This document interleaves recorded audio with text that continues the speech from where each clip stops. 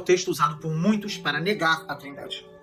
Quanto ao dia e a hora, ninguém sabe, nem os anjos dos céus, nem o Filho, senão somente o Pai. Se Jesus é Deus, como ele pode desconhecer algo? Deus conhece todas as coisas. Logo, Jesus não pode ser Deus, eles afirmam. Isso é uma ignorância tão grande porque, além de não compreender o significado desse texto, nega toda a base bíblica da Trindade. Se você tem dúvidas acerca da Trindade, assista ao vídeo que fiz explicando em detalhes tudo o que você precisa saber sobre essa santa doutrina.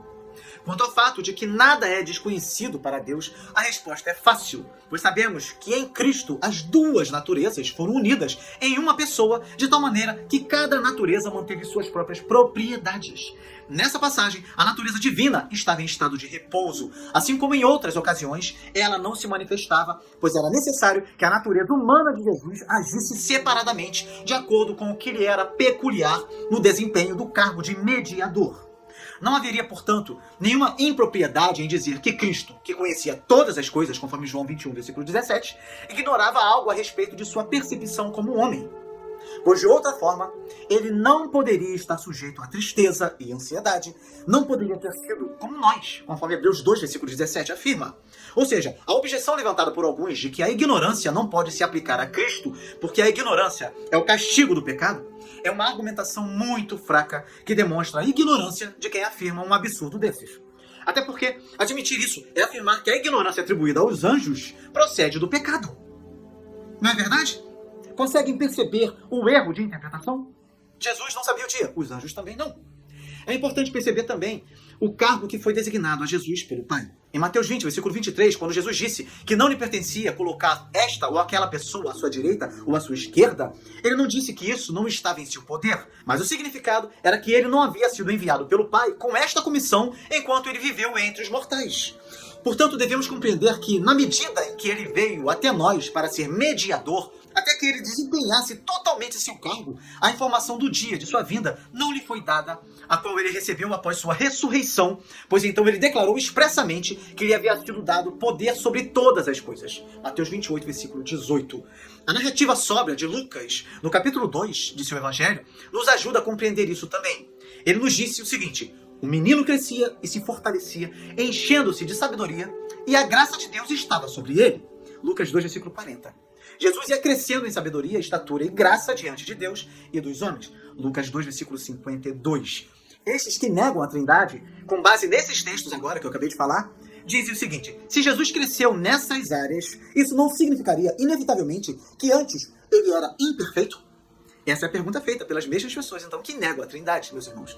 A nossa resposta é um sonoro não. O fato de Jesus crescer nessas áreas não significa que ele ainda era imperfeito e que, assim, não poderia ser Deus. O princípio é o mesmo. Jesus não saltou direto da infância para a fase adulta. Ele cresceu e a cada estágio de seu crescimento, ele era perfeito para aquele estágio. Por exemplo, dizer que ele cresceu em favor para com Deus não significa que antes estivesse fora desse favor, mas que a cada estágio ele agradou a Deus de acordo com a sua idade. Insistir nesse crescimento é garantir a autêntica humanidade de Jesus. Então, como devemos entender essa declaração de Jesus? Jesus deixou claro que o tempo do seu retorno não seria revelado antecipadamente a ninguém. Isso prova a futilidade e a pecaminosidade da própria tentativa por parte do homem de prever a data do regresso de Jesus. Quantas seitas já não tentaram isso, não é verdade? Deuteronômio 29, versículo 29 nos diz que as coisas encobertas pertencem ao Senhor, ao nosso Deus, mas as reveladas pertencem a nós e aos nossos filhos para sempre. Então, tentar prever a data do retorno de Jesus é querer ter uma informação que nem mesmo os anjos no céu possuem.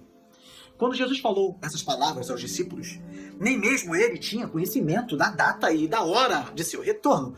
Embora Jesus tenha sido completamente Deus, João 1, versículo 1, versículo 14 e tantos outros, quando ele se tornou homem, voluntariamente restringiu o uso de certos atributos divinos. Filipenses 2, versículos 6 a 8, nos afirma que Jesus, embora sendo Deus, não considerou que o ser igual a Deus era algo a que devia apegar-se, mas esvaziou-se a si mesmo, vindo a ser servo, tornando-se semelhante aos homens. E sendo encontrado em forma humana, humilhou-se a si mesmo e foi obediente até a morte, e morte de cruz. Jesus não manifestava certos atributos, a menos que fosse dirigido pelo Pai. Depois leiam os textos indicados aqui, ok? Jesus demonstrou sua onisciência em várias ocasiões, mas voluntariamente restringiu sua onisciência em certas coisas que o Pai queria que ele não conhecesse nos dias de sua humanidade. Conforme João 15, versículo 15, que Jesus disse: já não os chamo servos, porque o servo não sabe o que o seu Senhor faz. Em vez disso, eu os tenho chamado amigos, porque tudo o que ouvi de meu Pai, eu lhes tornei conhecido. Então isso também aconteceu em relação ao conhecimento da data e do tempo do seu retorno em glória. Contudo, após haver ressuscitado, Jesus retomou seu conhecimento divino.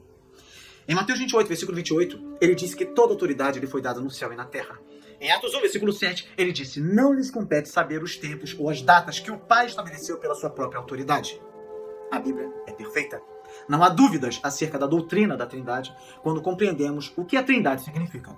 Então assistam ao vídeo sobre a Trindade para que não haja nenhuma dúvida sobre isso.